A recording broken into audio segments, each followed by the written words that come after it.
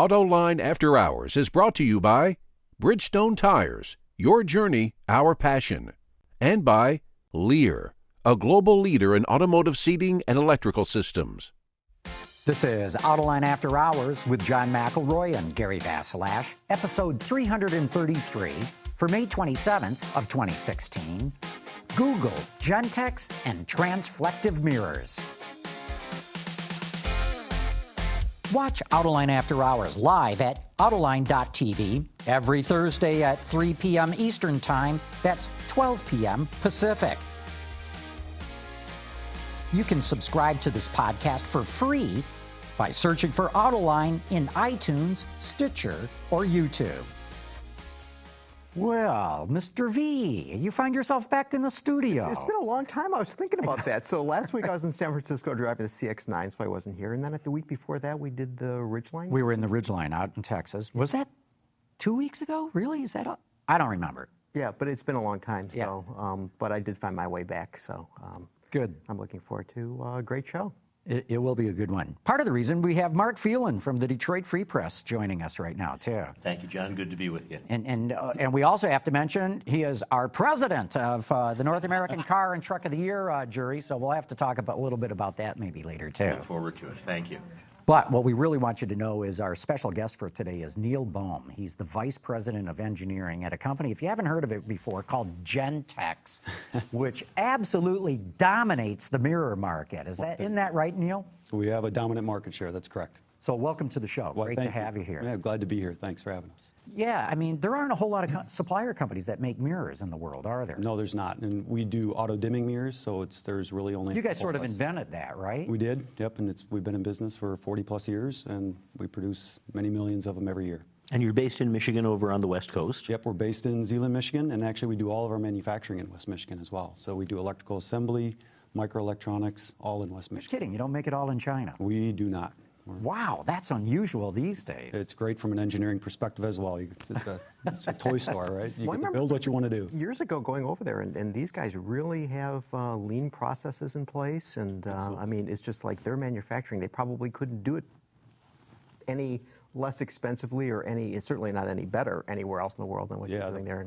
Philosophy is automation, is to automate as much as you can, keep the labor down, but continue to add the labor to expand as volume increases. Very interesting. But the reason we got you in here today is you guys have come up with an entirely new type of interior rear view mirror.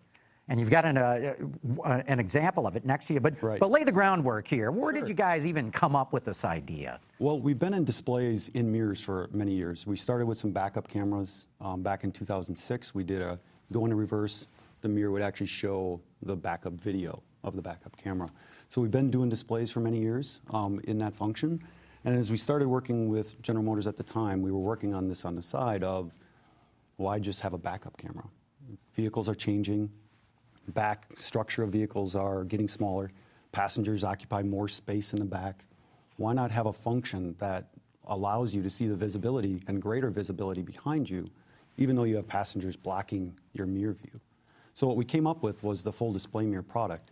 And that's what this is demonstrating today. Is this is in video mode right now, and with the simple flip of a switch, it goes back to our standard auto dimming technology. Now, in this demonstration that we're showing here, it's not as obvious that you go from the video feed to just a reflection of a mirror. Correct. But just so anybody watching right now goes, hey, wait, it looks like the mirror just went blank. No, it would actually be... It's actually just an optical mirror. It's an optical mirror. And you project the images from the video camera onto it. There's actually there's an LCD or display behind the glass. So Gentex does a lot of different unique things in West Michigan. We do microelectronics, electronic assembly. We also do our own glass coatings and our own chemistry as well. So we do all of that in a vertical integration in Zeeland.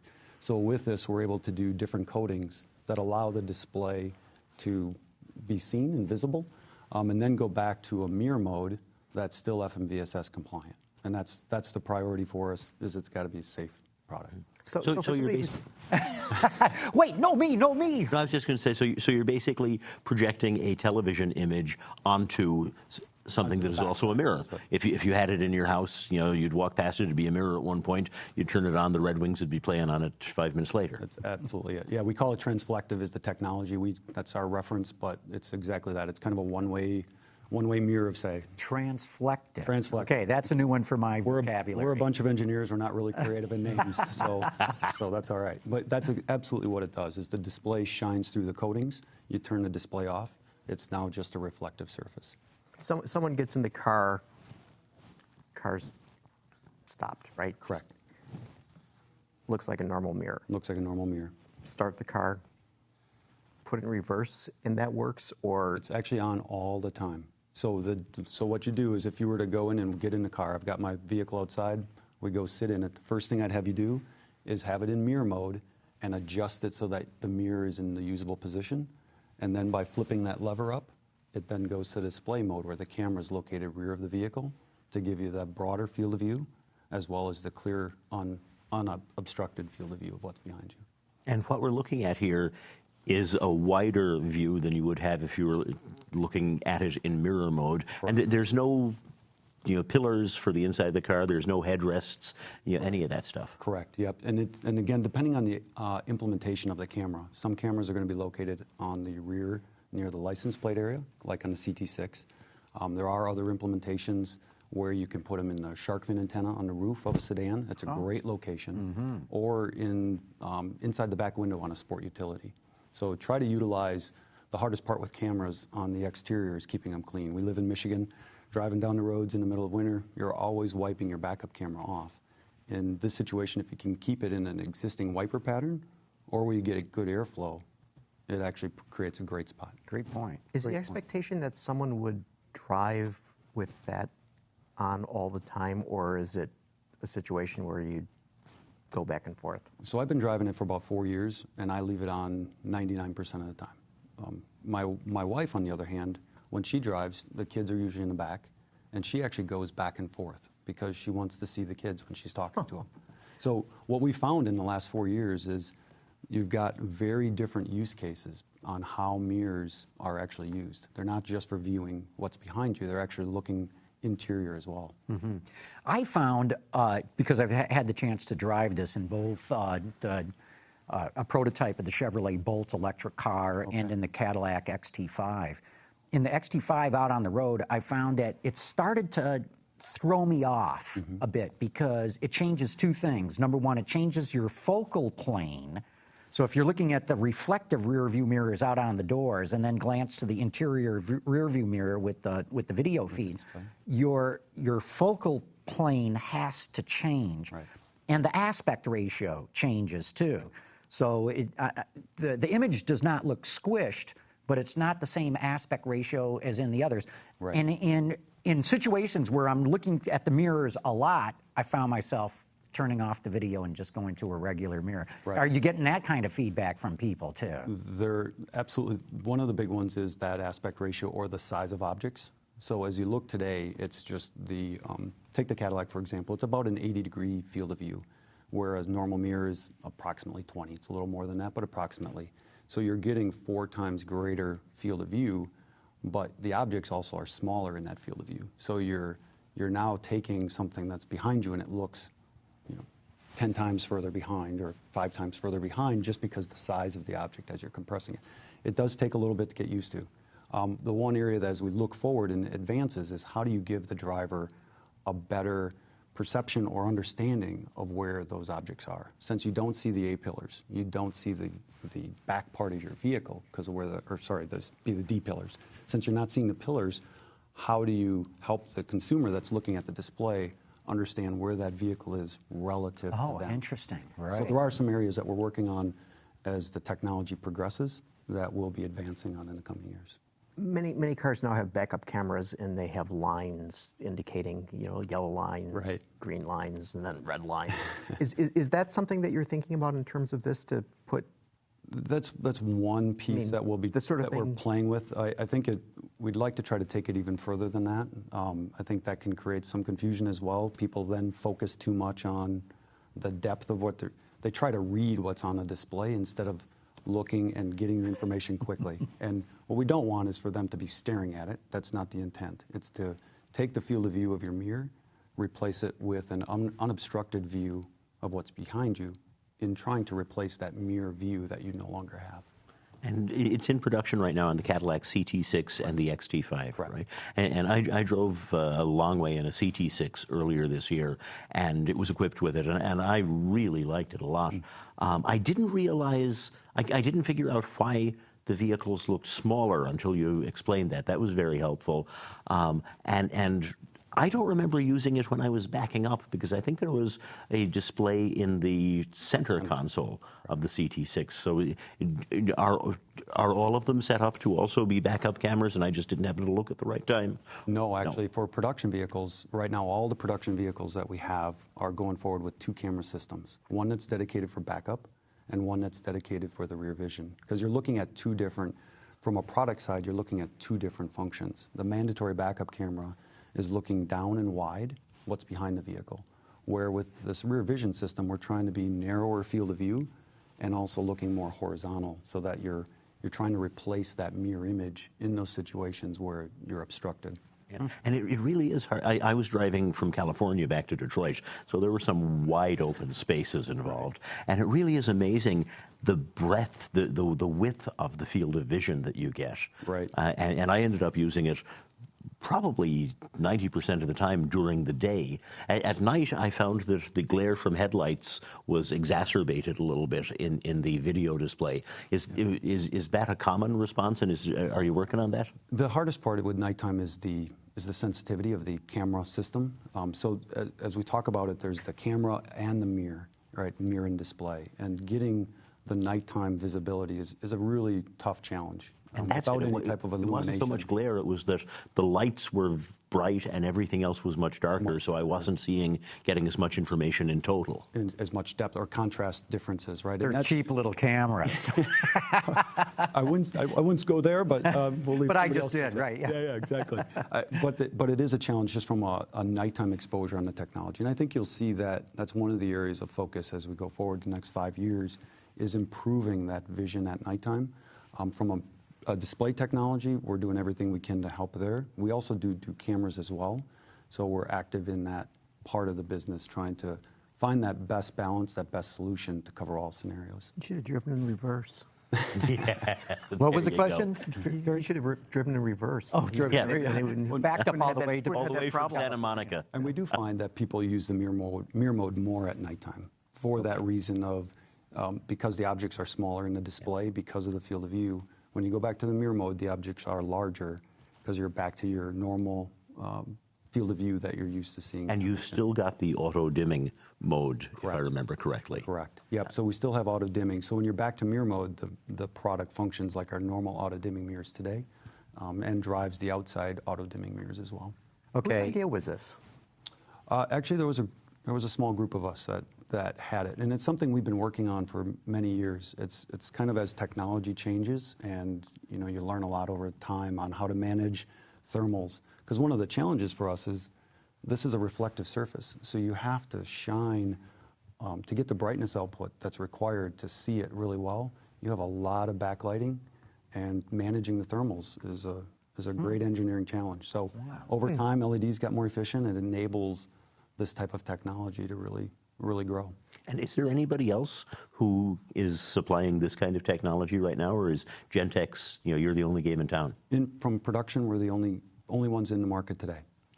Now, there's 2 more mirrors on the outside of the car. What are you going to do about them? Because there's huge payoffs in doing that, from visibility. The aerodynamicists would love to get rid of those mirrors. Right. There's wind noise associated with them. This has got to be a golden opportunity. That's right. I mean, for us, again, we do mirrors and we do cameras. And so we're looking at ways to leverage that as we go forward into the market. We think that transition of conventional mirrors to display only using camera, for the same discussion we just had, it's going to take time. It's technically not a challenge. It's a consumer feedback issue that I think we'll see. What we're excited about with this is you have the choice to go back to a mirror.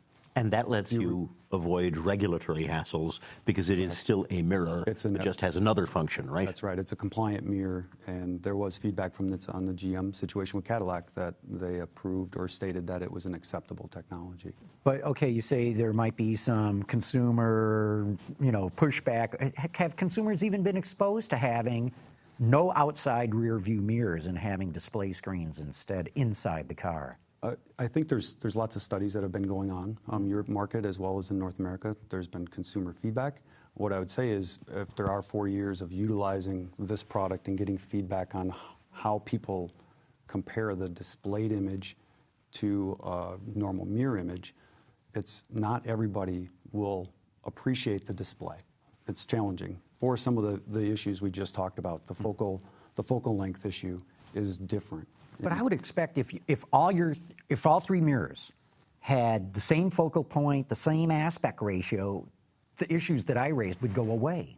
It would help some, but you also have how people focus on them, and that's what we've observed too. When you get somebody new into a car that's got a display, they don't use it like they were their mirror, where you look and you look back. They're focusing on it, and then they're trying to come back to what's going on and where am I at. That's what we've observed in our own studies. Well, and have your studies given you any ideas about, for side view mirrors, if you went to a display screen, what's a good place to put them in the car? I mean, would you just put them on the inside in the mirror so people are still sort of instinctively glancing in the same directions, or are you thinking about other locations? So we actually are setting up some vehicles to do more of those studies right now. From some of the regulatory items that are occurring in Europe, right now the driver's side has to be on the center or to the left of the driver. Good. So otherwise, if you start moving that driver's side camera to the center line of the vehicle, looking this way when you have the vehicle on your side, it's not intuitive. So it's a very heavy HMI ergonomics evaluation that's occurring, and the industry's been working on. Are you finding younger drivers are more adaptable to this versus those of us who've been driving for? Not that much right now. I think when we look out, my kids are 12 and 10, and I think when they're in their 20s, I think that'll be a very different and a shift in the market. I believe that. Because they're used to dealing with of seeing displays, technology, games, and you think of, they don't know what a bag phone was or a rotary dial phone, and you go back in history, they don't know the evolution, they just know a cell phone. So I do believe that's a progression that will occur. That they'll get more used to it, and by that time the technology will evolve, where we'll be in a good position for that. Well, and just physically, for younger drivers and people who don't have any kind of prescription lens, it's easier to use the different focal length distance of the camera, because with a mirror, it's just like looking at a mirror. You can be using the long lens in your glasses and it looks fine, but you need to sort of use the lower part of your glass if you have a sort of multiple prescription, right? Right, correct. Yes, and that is an area when we talk about that future evolution, this technology, it's moving very rapidly. So before the first generation was in production, the second was evolving, and the third is in process. And so we're continuing to evolve the technology to get rid of some of those challenges that you run into. So you think you can make that less of an adjustment for people? We have a lot of research in that area to figure out how that would make sense. And there's certain display technologies that can help, but how to overcome it when you have some drivers in the vehicle that have that issue and others in that same vehicle that don't. How do you adapt? And so that's a little further out. There's a lot of research to be done in that area, but it is something we're active in. This isn't Cadillacs now. Are you looking to bring this into lower parts of the market rather than? Absolutely. So Cadillac's first to market with it, and the Chevy Bolt as well. And then we'll be, within the next 12 to 18 months, we have 3 other OEMs that'll come to market with it. So it's got a lot of interest. We're very fortunate with that.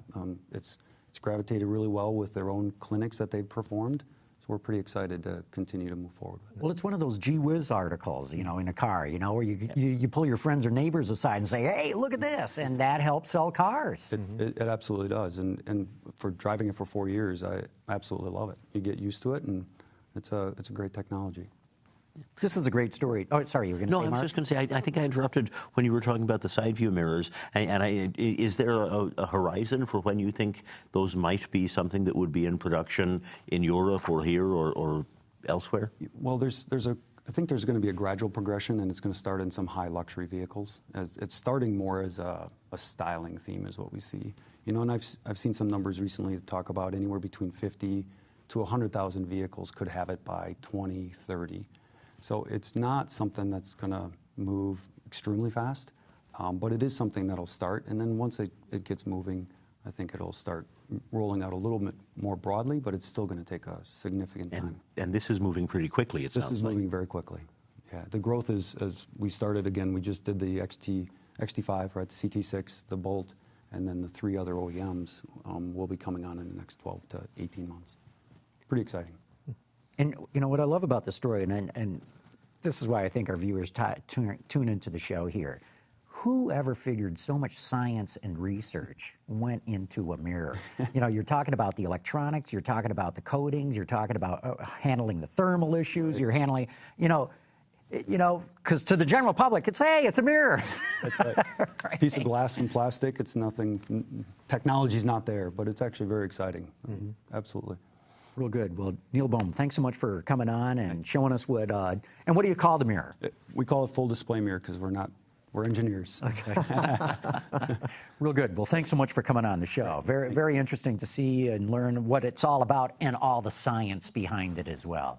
Great. Well, thank you for having us. Real good. Okay, we're going to take a quick break right here. We're going to give a shout out to our good friends at Bridgestone. We'll be back to talk more of business and news and other things going on in the automotive industry. Coordinated our shirts, I see. You're stealing my line. Okay. Oh, sorry. Okay, if you're just coming back and you just heard a different voice, that's because Bob Gritzinger from Ward's has joined us. And I feel like I'm looking in a mirror. But a full display mirror, right? Exactly. Yeah. Great detail. Nice shirt. Nice. How you doing?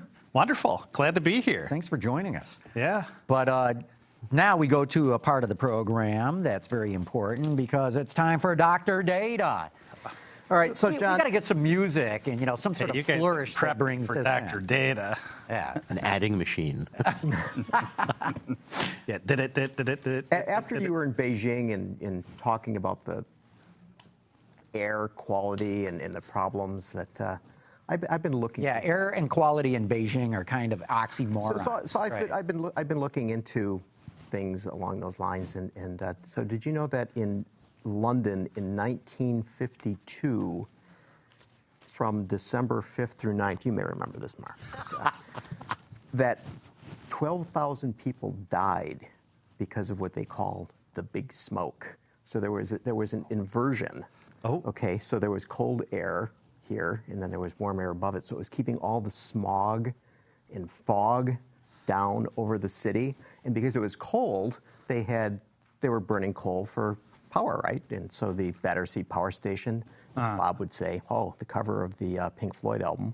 Exactly. Yeah. And so they're burning all this coal. And so 12,000 people died. So, Carmen, the first slide, please. Oh, he has visuals. Okay. Okay. So now we're looking at the UK. So this is in 2000, 14% of the vehicles were diesel powered. And in 2014, 50% of them were diesel powered. Okay.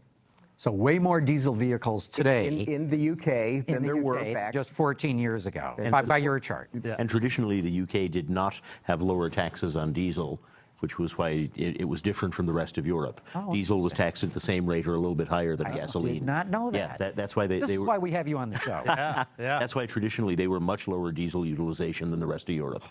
So they've obviously upped their game, and then presently nearly, and this is according to a study done by the Royal College of Physicians this year, that nearly all buses, vans, lorries, forms of water transport, and many trains, construction and farm machinery also use diesel. So obviously these people are very sensitive to bad things happening since 1952 in terms of the smog. So Those that are around and remember it. that's true. Yeah. Yeah. Like you. Like me and Mark. Carry on. So, Carmen, next slide, please.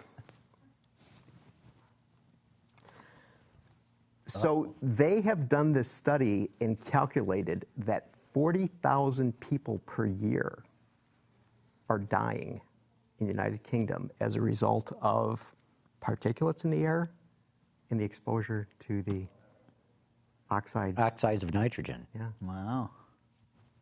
Doesn't make you sort of want to breathe Actually, there. but that's from all sources. Yes. So that would be the buses, the vans, the lorries, the Because I wanna watercraft, the say construction equipment. in the United States, we know that there's roughly 33,000 to 35,000 people killed every year in motor vehicle accidents. Right. The number in the United States is about 35,000 people die. Now, this is not all transportation. This is just Right, but this is light vehicle. this is breathing, right? So what you're talking about is traffic accidents are causing. No. I'm saying that we know the number for traffic accidents. I'm saying the EPA has said in the United States, 35,000 people die every year prematurely because of air pollution caused by light vehicles. So that's why I said I think like UK vehicles, numbers not all sound. sources. Pardon? Sounds a Just little like high. vehicles, then. not power plants It's about and the same. everything. Almost as many people die from air pollution caused by cars as get killed in car accidents. No, see, but realize if you have 50% of your light vehicle fleet is essentially diesel Yeah. versus what do we have here? 2%, Yeah. 1%, Okay. something like that? Yeah. There's a correlation, if not a causation, right? Right. Yeah. But if you look at the total United States, I want to say I almost hate to quote it because I don't know the exact number. But let me safely say the EPA says from all sources of air pollution in the U.S., several 100,000 people die every year prematurely. Now it's not like somebody fires up a coal plant and people fall down dead. It's an accumulation thing over time. Week or two. But Yeah. this is why we have air pollution laws. We know there's a direct correlation between not just health, but survivability. So you took a deep breath in China? Is that what No, you're I saying? tried not to breathe at all.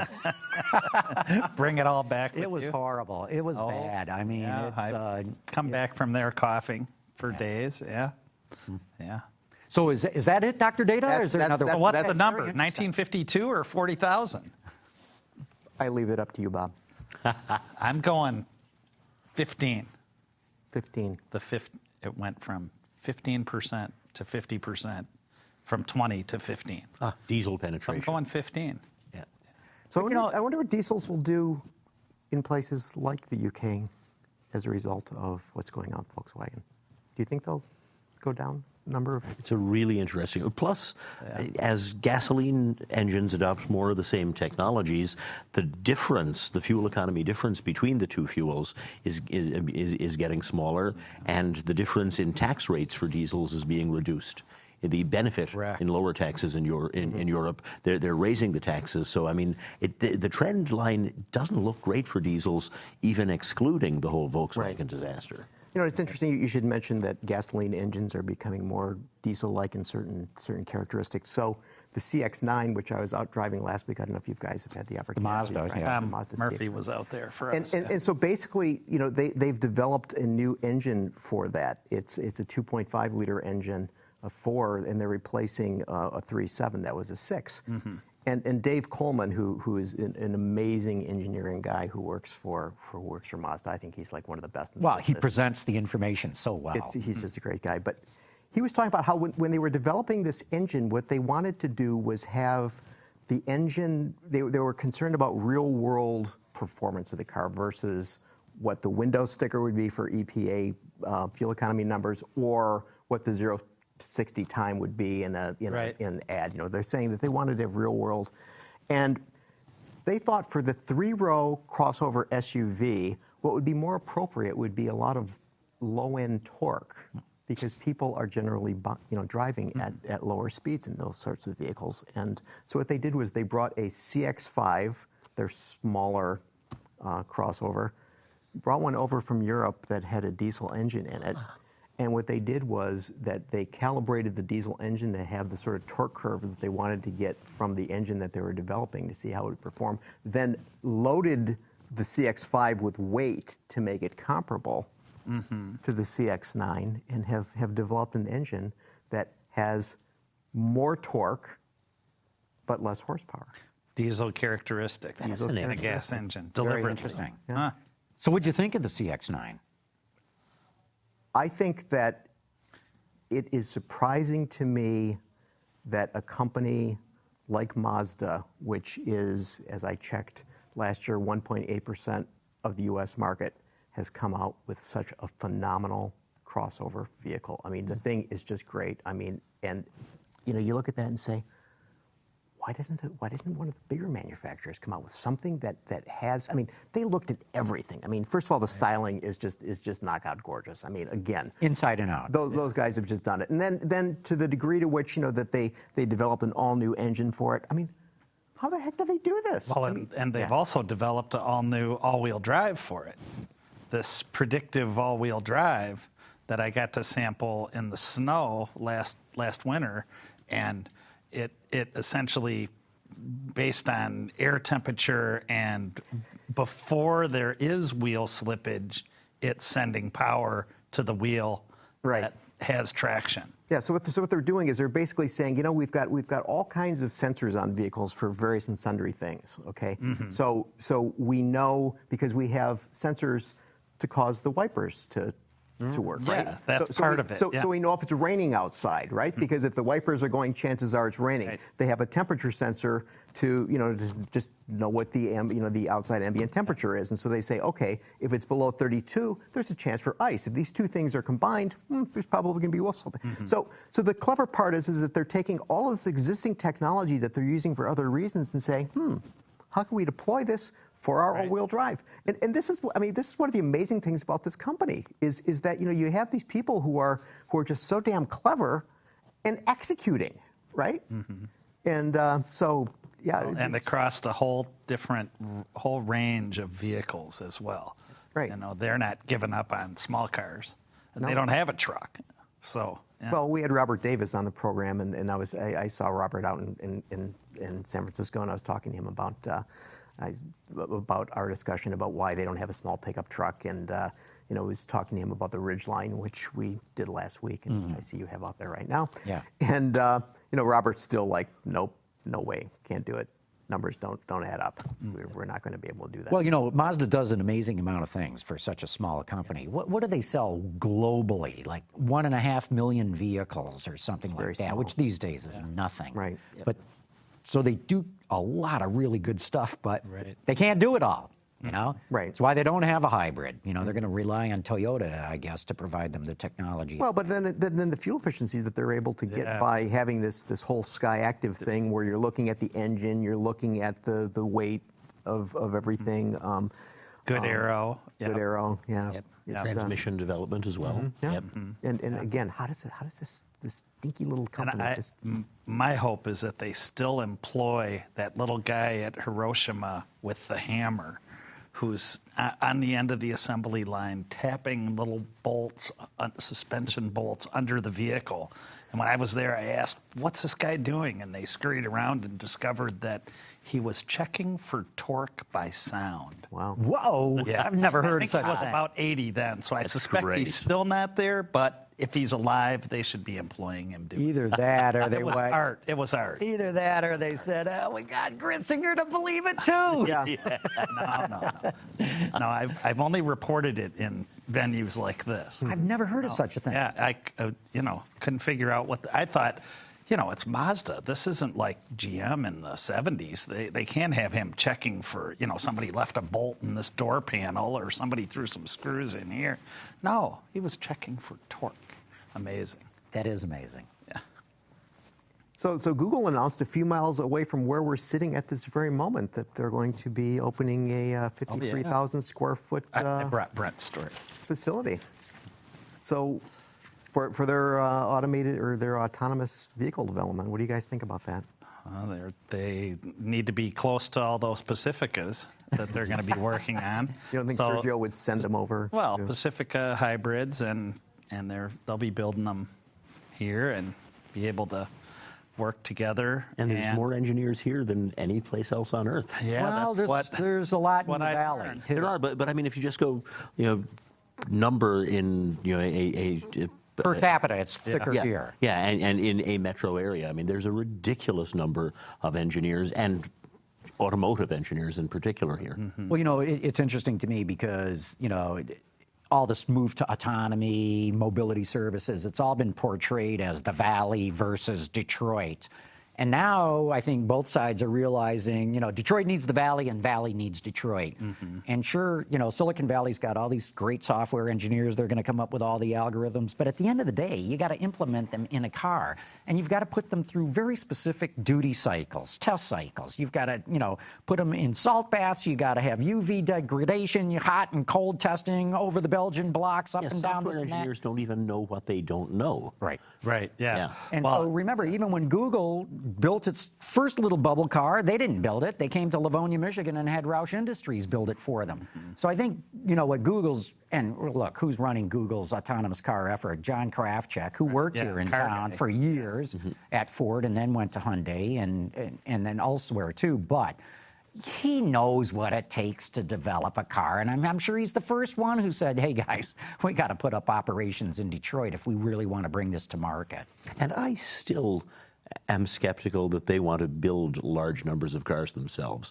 I still think that they're too smart not to realize there's more money to be made supplying that technology to every car company. Exactly right. And that's another reason you come here if you're Google, because you got GM and Ford and FCA and Toyota and Nissan and Hyundai Kia, who all have big tech centers here. Big Honda just down the road. And Honda's not that far away, right? Yeah. So, and then you got all the suppliers from all over the world here. So yeah, I'm sure Krafchick is the first one who said, hey guys, let's set up shop there. I sat in on this Startup Detroit event this week downtown, listened to Bill Ford Jr.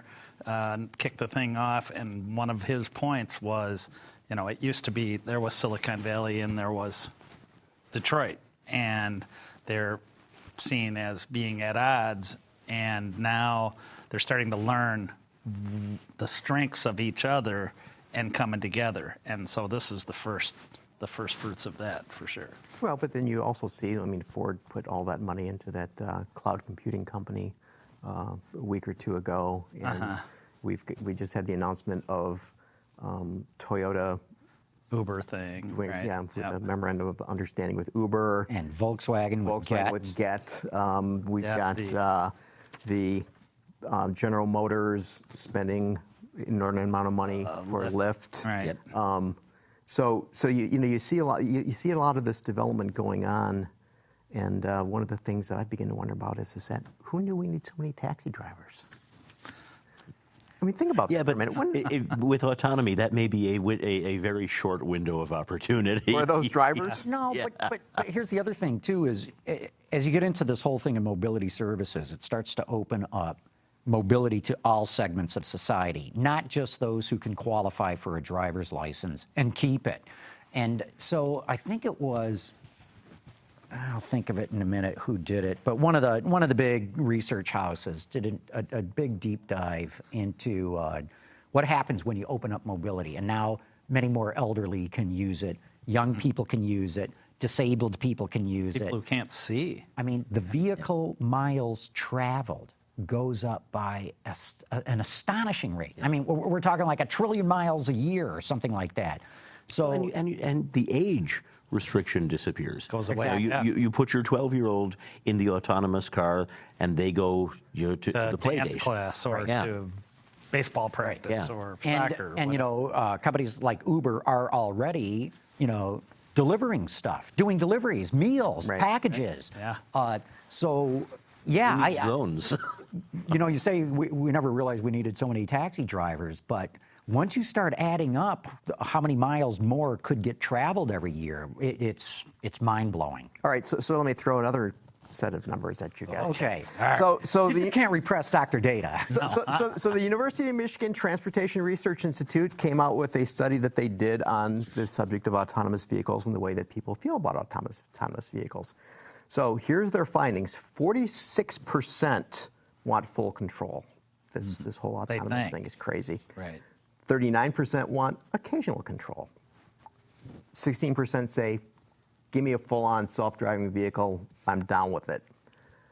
Of those who are not a part of that 16%, 95% want steering wheels and pedals, and 59% want sound, vibration, and visual warnings when they have to take over. Okay, so basically what this is finding is that people don't want autonomous vehicles. Now, is it that they don't want autonomous vehicles because they can't perceive what an autonomous vehicle is? Or is it they just don't want them? I think if 100 years ago, more than 49% of people would have said they wanted a horse. You know, A faster horse. I think it's what do they understand? Yeah. Yeah, really. I think there's a real lack of understanding in what is And what do all. they trust? Well, there's surveys out there just this week on what people don't know is already in their car that's autonomous, automatic forward collision braking, or They don't know how to adaptive turn- they don't know cruise how to turn control, that on. lane keeping assist, all those kinds of things. Even just stability control wasn't there to the extent we see now 10 years ago, and people don't even know that that's happening. Right. And the beauty of it is the really good systems, they intervene and help these people all the time, and it's so imperceptible that they still don't know it's there. Right. Yeah. So, I think those numbers are a little. No, I think those numbers accurately reflect what people think, but people have not been exposed to this technology at all. And if you had asked people in 1980, do you think you need a computer in your home? They would have gone, of course not. A computer in my home? Yeah. What would I ever do with it?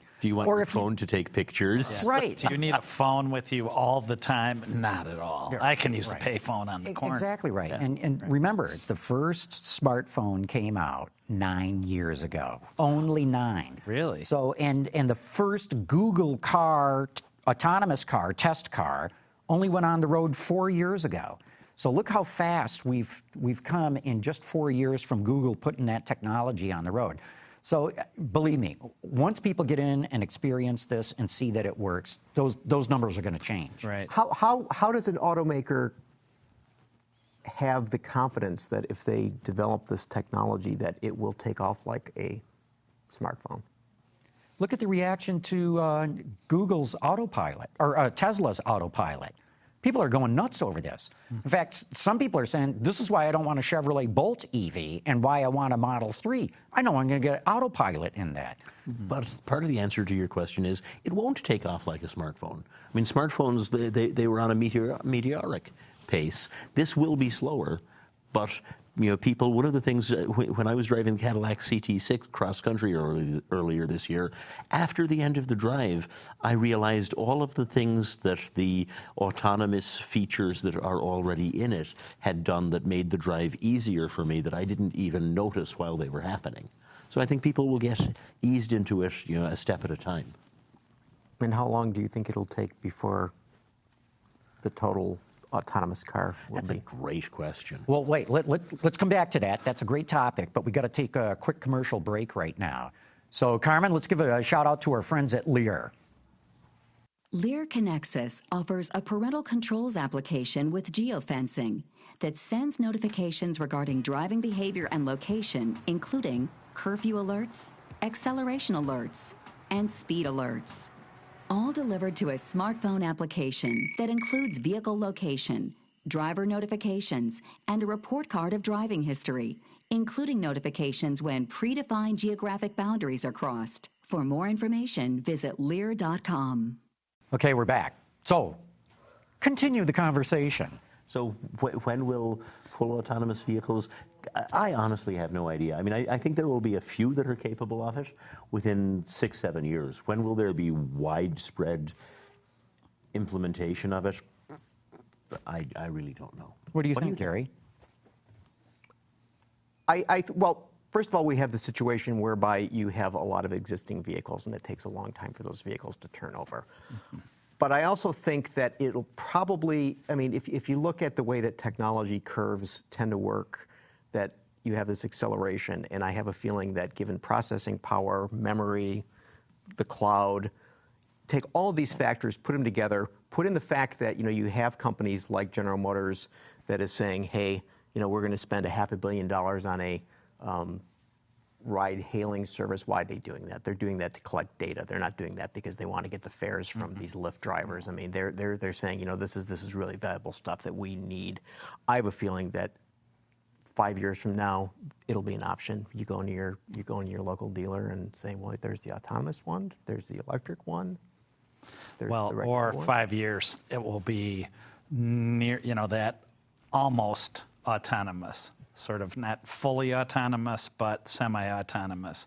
What we're seeing now, but taken to like just the next step where you need to be aware of what's happening, but the car will drive you.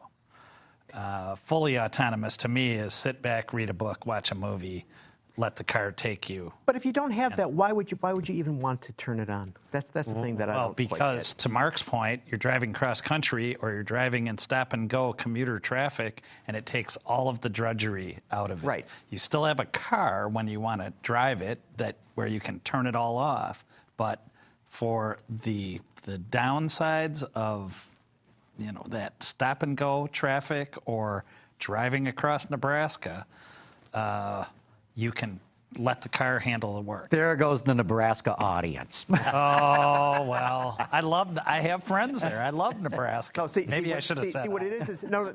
See, what it is that you turn on the autonomous part so you can admire the surroundings of Nebraska. Yeah. There you go. Yes. That's Yes. right. See? I think we're going to see autonomous cars within 2 years, not in showrooms. I think they're going to be in ride-sharing services. I think they're going to be geo-fenced, i.e. they're not going to be able to go anywhere.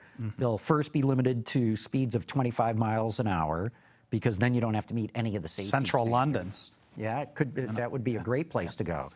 But in the showroom, Tesla says it's going to be there 2020, and Tesla will push the envelope. They could do it. My guess is for major automakers where the four of us could walk out today to any one of the local showrooms and buy one, probably looking more like 2025. Really? Yeah. But You don't think it'll come that fast?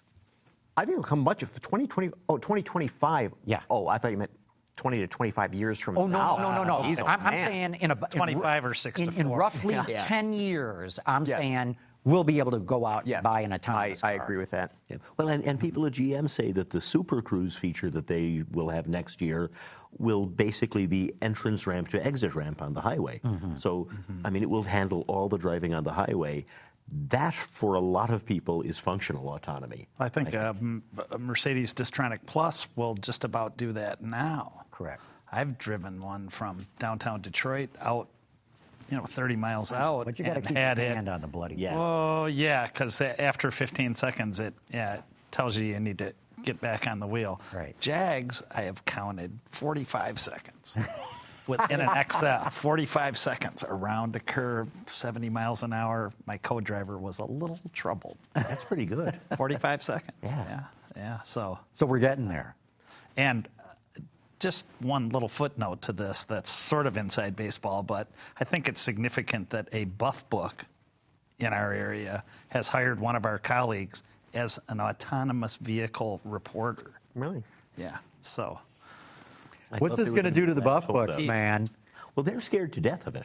I mean, I think, if your whole idea of how you tell consumers the value of a car is based on skid pad numbers, you're a dinosaur.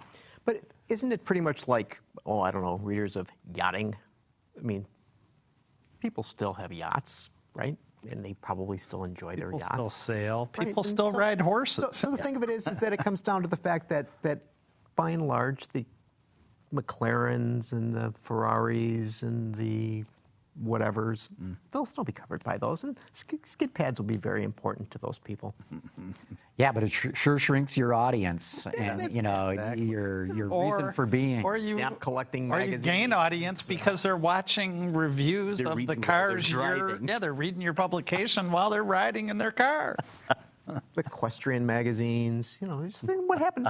Look at the damn car did to those horse magazines.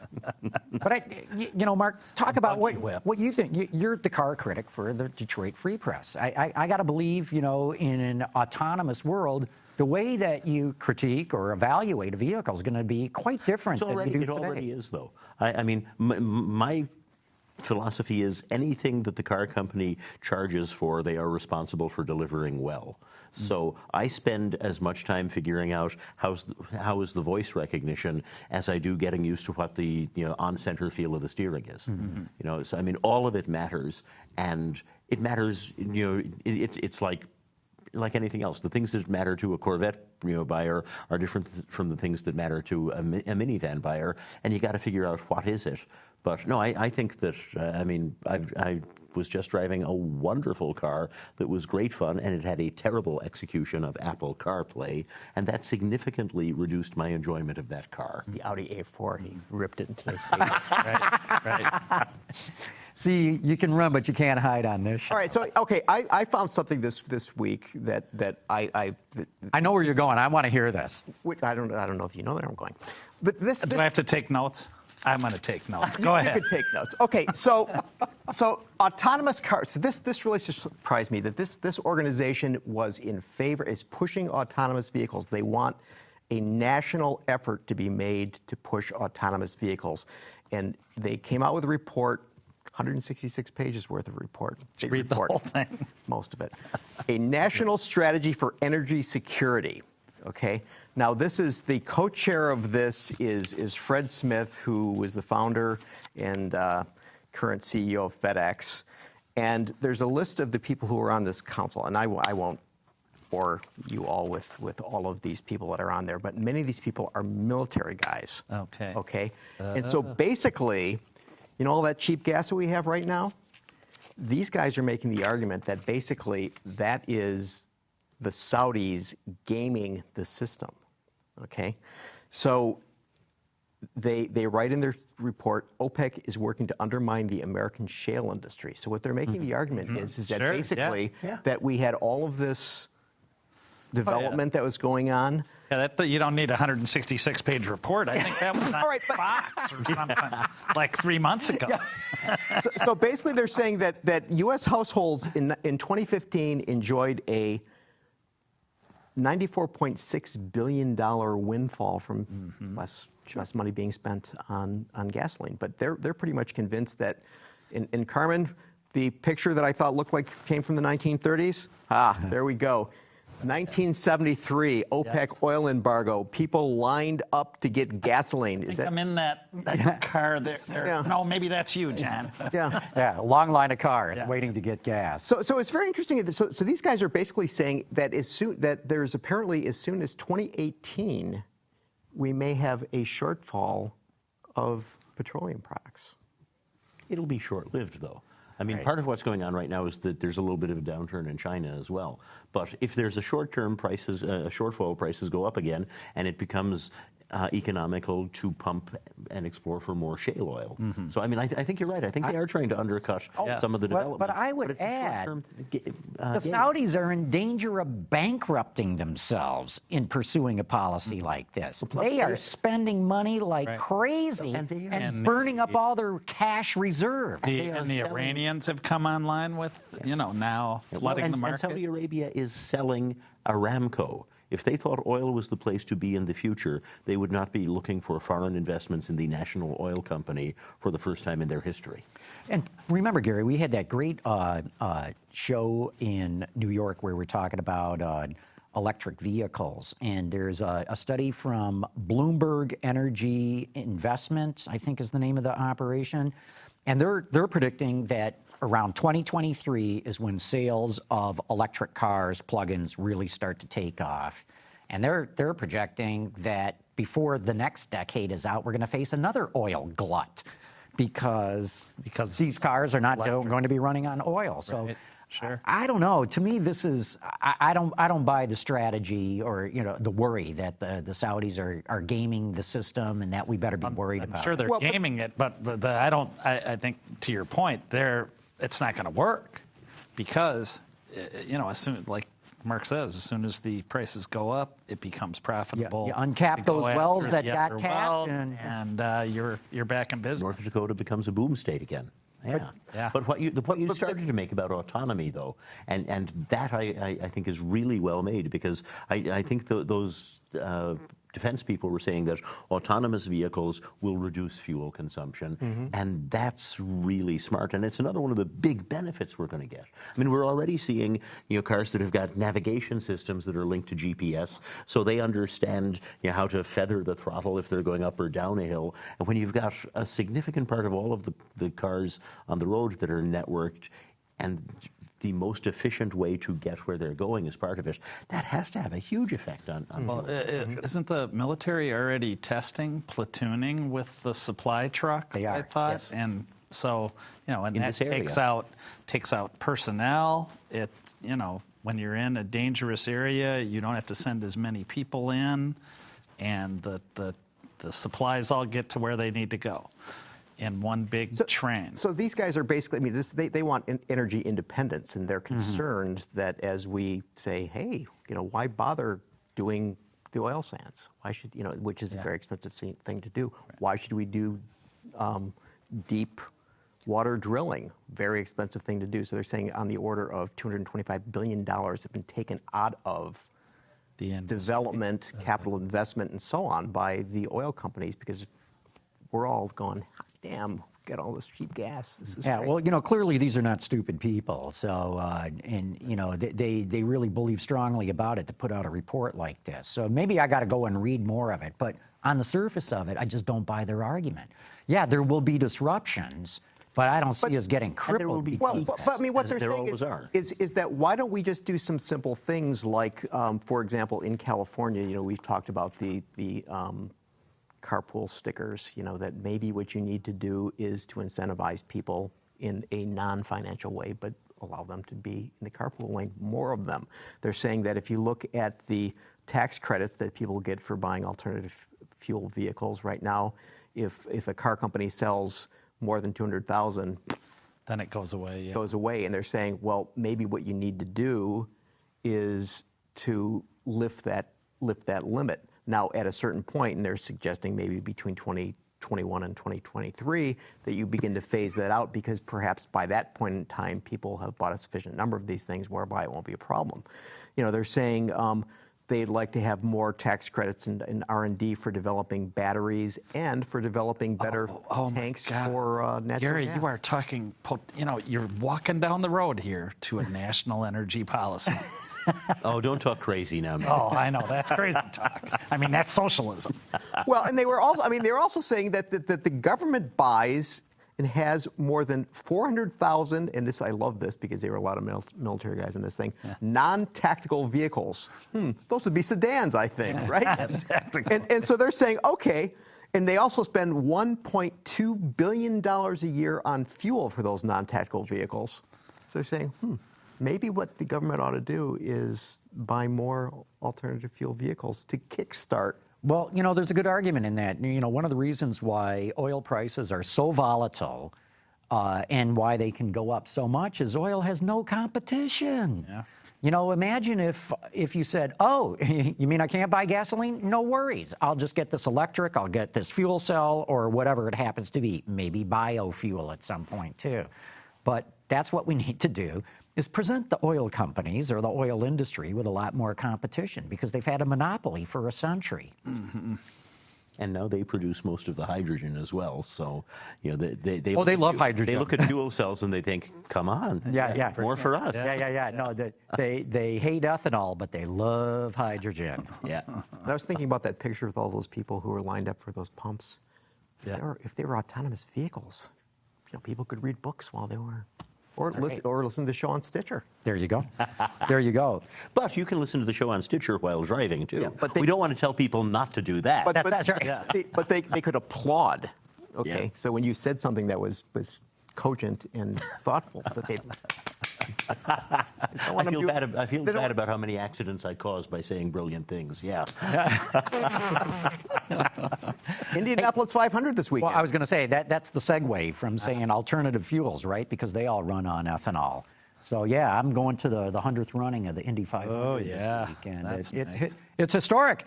They sold the whole place out, and I don't think, Really? I'm not sure they've ever done that. You've been there.